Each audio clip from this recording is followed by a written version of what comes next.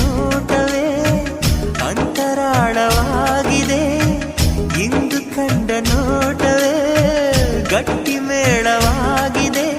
ರಾಗ ಎನ್ನಲೇ ಅನುರಾಗ ಎನ್ನಲೇ ಪ್ರೀತಿ ಎನ್ನಲೇ ಹೊಸ ಮಾಯೆ ಎನ್ನಲೇ.